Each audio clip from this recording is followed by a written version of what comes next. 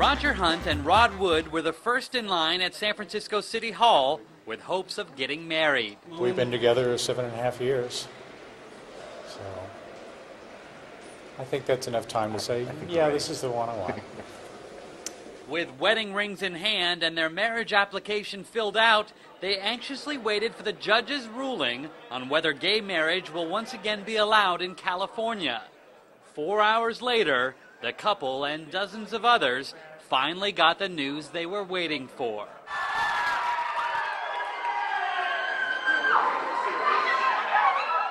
Yay! While gay marriages resume in California this week, the legal battle continues in the courts. The U.S. Ninth Circuit Court of Appeals and ultimately the U.S. Supreme Court could well rule that opponents of same-sex marriage have no standing to appeal U.S. District Chief Judge Vaughn R. Walker's decision striking down Proposition 8. But in terms of the politics of gay marriage, there has been a dramatic shift. It no longer seems to be a game changer in electoral politics. That's now left to the black, brown, Muslim issues. Well, we're joined by Richard Kim, senior editor of The Nation magazine. Richard, hi. Hi, thanks for having me. Thank you for joining us. So, the battle is going to take place in the courts. Break it down for us. What does this mean? Well, so those couples cheering shouldn't cheer just yet. Love isn't in the air. I know. So there's the question of whether this case can be appealed, and that's going to happen before the Ninth Circuit, which is a traditionally pretty liberal court, and the panel that's going to decide that are a lot of Clinton appointees. Ultimately, the case is going to go to the U.S. Supreme Court, and there, Justice Kennedy's vote is really the crucial thing. And he's, decided in favor of gay rights in the past, although no one's really clear, what his opinion is going to be.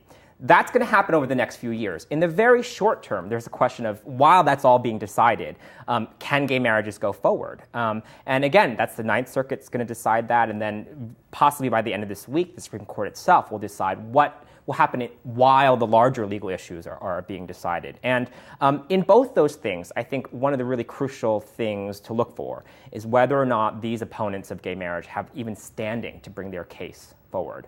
And that's because the case is actually called Schwarzenegger v. Perry. The defendant in the case is the state of California. Arnold Schwarzenegger and Jerry Brown decided, we don't want to defend this. They want gay marriages to go forward. That left these right-wing groups, Protect Marriage, the Alliance Defense Fund, to take the case as interveners. It's called defendant interveners in court. And it's unclear whether this group can even have the standing to appeal the decision. So actually, something that might happen that was really unanticipated is that this might all just be over at the end of this week. Which is that's pretty extraordinary that it would all come down and finish minus no flurry, no drama, no major protests. So we've moved from a legal arena to a political one. And when Glenn Beck's on your side, well, then that's a good idea that things are moving in the right direction. Let's take a listen to what he had to say. Do you believe that gay marriage is a threat to the country in any way? A threat to the country? Yeah, is it going to harm the country? Will the gays come and get us? Okay. Is it going to harm the country in any way? I believe that Thomas Jefferson said, if it neither breaks my leg nor picks my pocket, what difference is it to me? Okay, so you don't. That's good. That's interesting, because I don't think a lot of people understand that. As long as we... Ooh, will the gays come and get us? The boogeyman has now shifted. Talk about this this kind of political shift. Yeah. Well, it's interesting because, just a few years ago, Glenn Beck said heterosexual marriage is the bedrock of civilization. That's when George Bush was behind the federal marriage amendment, and conservatives were really sort of riding high on this. Now, he's looking at the map. There are not a lot of marriage amendments. There are actually no marriage amendments on the ballot. So it's not going to turn out the sort of Christian evangelical vote the way it did in 2004. And Glenn Beck has sort of shifted now to a libertarian viewpoint. But, the thing is, in terms of inflaming their base, what the Republican Party and the Tea Party have now is an anti-immigrant, anti-Muslim furor. I mean, who needs to gay bash when you have the Ground Zero Mosque and Michelle Obama's outfits on her Spanish trip to really run on? And that's Not what to you mention saw. the migrants in Arizona. And migrants in Arizona. That's Peter King, a Republican congressman from New York, said explicitly, we don't need to bring up the issue of gay marriage. We have this incendiary law in Arizona. So that is really what dominated, the right-wing airwaves after Prop 8 came down. Glenn Beck now is in favor of gay marriage. Laura Bush is in favor of gay marriage. Dick Cheney is in favor of gay marriage. So you're seeing a situation where actually Obama himself is kind of being outflanked, by the right on some of this. And it'll be interesting to see how he shifts, or if he does at all. Now, there's always been a need, though, for there to be a scapegoat for the right. they've had to have somebody to bash. And you said now it's basically mosques, migrants, and Michelle Obama's trip to Spain. One of the things that you write about in this piece in The Nation is that actually the only reason why the state apparatus holds up this homophobic element is really because of bureaucratic inertia. It's really got nothing to do with the political will anymore. Right. Well, for most of the 20th century, there was a state investment, right, in creating this apparatus that discriminated against gays.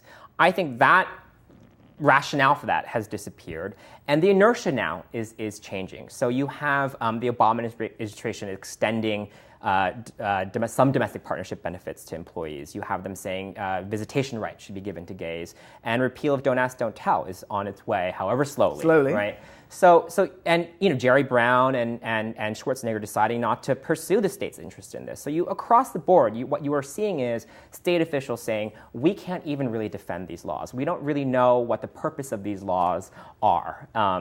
Before they used to assert we need to defend traditional morality, we need to protect heterosexual marriage. They're not even asserting that. So what you are seeing now is that the only people who are coming out against gay marriage are religiously motivated bigots. And ultimately, I don't know how Kennedy's going to rule, but ultimately I think it's going to be tough for a court to say, because this minority of people have this view that the U.S. as a government should discriminate against homosexuals. Well, here's a segue from Dick Cheney to Stephen Slater. How did we manage that shift? Stephen Slater, of course, the JetBlue airline.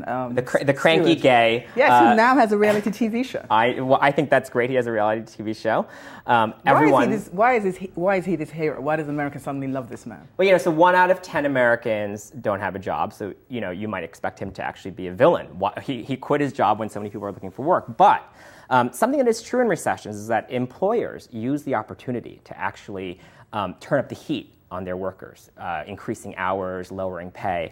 And a lot of people who have their jobs now wish that they could quit them. So that's why Stephen Slater was my hero last week, and I think the hero of a lot of Americans. So I say we just grab a beer, go find a chute, and jump down and get ourselves two beers and pull the escape chute. Let's go. Yeah, Budweiser and a summit in the White House. Right. Then we're ready to. Richard Kim, editor of The Nation, thank you so much. Thank you.